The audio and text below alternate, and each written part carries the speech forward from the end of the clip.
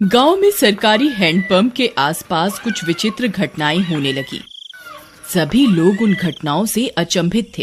अरे दीदी, का तुम रात सुने रही? ई हैंडपंपवा खुदे चलत रहा। राती 12 बजे भला कौन पानी भरे आई? हमें तो बहुत डर लागत बा।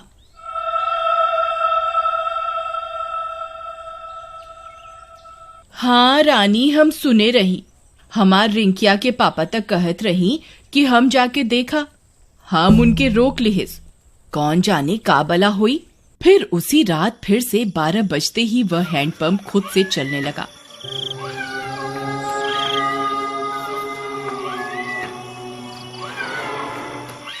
सभी गांव वाले सुन रहे थे, पर किसी की हिम्मत नहीं हुई कि जाकर देखे। फिर सुबह होने पर, अरे मीना दीदी, चला हो, हैंडपंपवा पर पानी भरे के। हमें अकेले जाते डर लागत बा। फिर वे दोनों हैंडपंप पर जाती हैं। वहां पहुंचकर उनकी आंख फटी की फटी रह जाती है। वहां किसी के पैर का निशान होता है जो इंसानी पैर से दुगने साइज का होता है। ई देखा हो रानी, हम कहत रहे ना कुछ गड़बड़ जरूर बा। ई देखा, भला किस इंसान के इतना बड़ पैर हुई। तभी वहां पिंकी आ जाती है। अरे दीदी, क्या हुआ? आप दोनों इतनी परेशान क्यों हैं? ई देखो बहन, इतना बड़का पैर। लागत है कौनो शैतान ई हैंडपंपवा पे आया रहा। कम ऑन दीदी, कोई प्रैंक कर रहा होगा। हमारी सिटी में तो ऐसे बहुत करा जाता है। अरे आप शहर से आई रही पिंकी बहन, आप ये सब ना समझी। फिर रात होने पर हैंडपंप फिर खुद से चलने लगता है।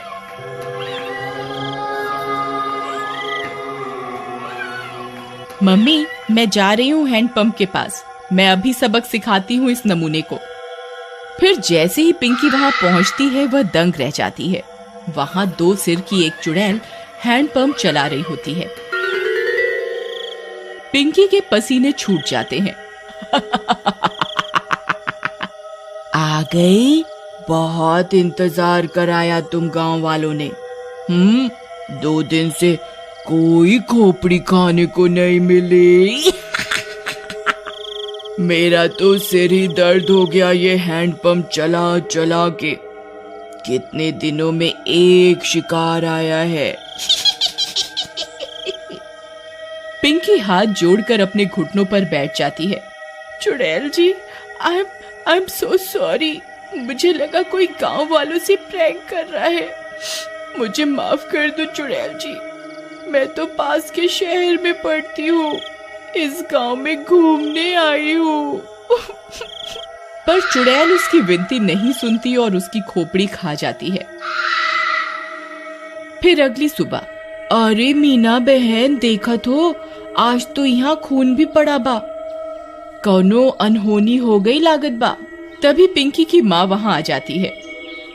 अरे, कल रात से मेरी पिंकी घर नहीं आई। वो रात इस नल पर आई थी। हाँ, ये खून कैसा पड़ा है? कहीं ये मेरी पिंकी का तो नहीं।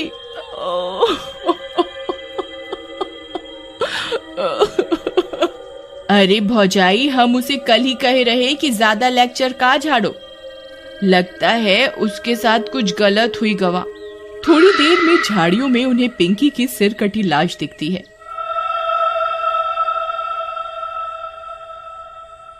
यह बात पूरे गांव में फैल जाती है। सब फैसला करते हैं कि अब से इस हैंडपंप पर कोई नहीं आएगा। फिर रात होने पर वह चुड़ैल फिर से हैंडपंप पर आकर उसे चलाने लगती है, पर कोई नहीं आता। लगता है गांव वाले चालाक बन रहे हैं। इनको किसी और तरकीब से बुलाना होगा, नहीं तो हम भूखी मर जाएंगी। हाँ, पर करें क्या?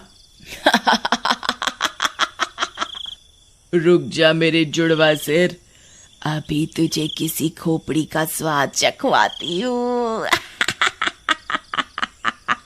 फिर वह चुड़ैल पिंकी के घर के पास पहुंच जाती है।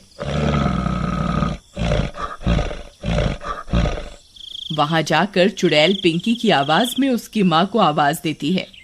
मम्मी, मम्मी, दरवाजा खोलो मम्मी। मम्मी। पिंकी की आवाज सुन उसकी माँ झट से दरवाजा खोलती है। वह बाहर चुड़ैल को देख पिंकी की माँ कांपने लगती है। पिंकी, ये तुझे क्या हुआ? चुड़ैल की एक खोपड़ी अपनी लंबी जीभ से पिंकी की माँ को जकड़ लेती है। मैं कोई पिंकी विंकी नहीं। तेरी पिंकी तो कब की हजम भी हो गई होगी। अब तू मेरा खाना बनेगी मूर्ख औरत। फिर चुड़ैल उसकी खोपड़ी काट कर निकाल लेती है और उसे खा जाती है।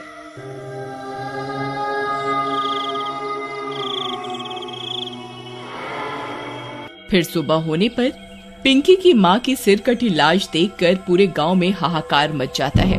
किसी को कुछ समझ में नहीं आता कि ये कौन कर रहा है और क्यों कर रहा है। सुनत हो जी, उस शहर वाली माँ बेटी के कोई मार के मुंडी गायब कर दिया रहा। लगता है कोनो भूत पिशाच ही सब कर रहा है। तुम बाहर ना जावा, तुमका कुछ हो गए तो हम का करब? अरे हमका कुछ ना होई।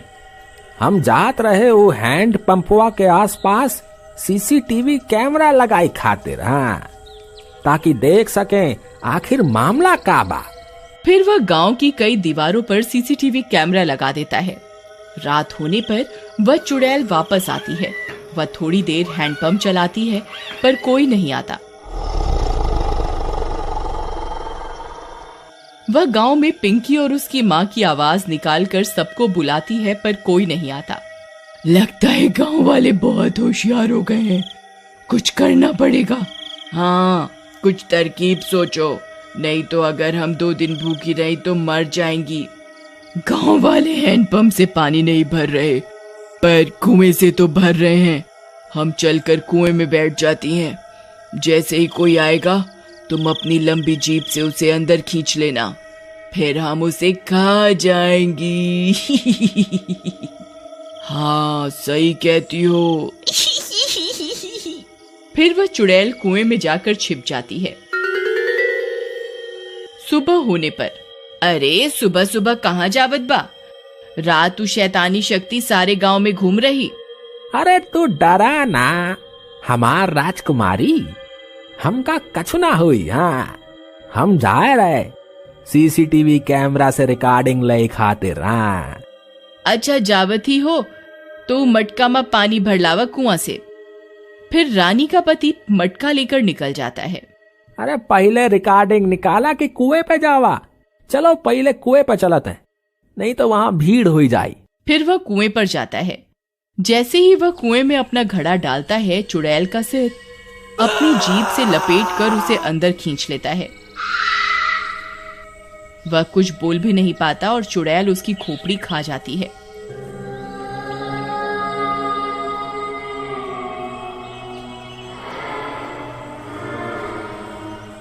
कुछ देर में गांव वालों को उसकी सिर कटी लाश कुएं में दिखती है।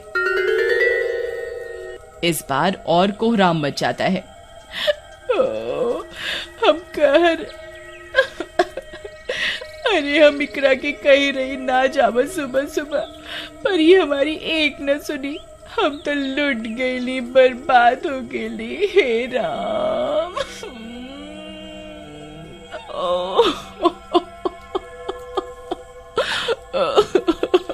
पर तुहार पति सुबह सुबह आया क्या करने रहा? फिर रानी ने बताया कि उसके पति ने सीसीटीवी कैमरे लगाए थे गांव में, जिससे यह पता चल सके कि आखिर मामला क्या है। फिर वे सब गांव वाले सीसीटीवी कैमरे से रिकॉर्डिंग निकालते हैं, टीवी पर चलाते हैं और चुड़ैल का सारा सच उनके सामने आ जाता है। वे यह भी सुन लेते हैं कि अगर वे चुड़ैल 2 दिन भूखी रही तो मर जाएंगी। गांव वालों, हमारे सामने एक बहुत खतरनाक दुश्मन है। इसे हराने के लिए हमें बस ये करना है कि हम 3 दिन तक अपने घरों में कैद रहें, नहीं तो ये 2 मुंडी वाली चुड़ैल कई और लोगों को अपना शिकार बना लेगी। मैं गांव में 3 दिन के लॉकडाउन का ऐलान करता हूँ।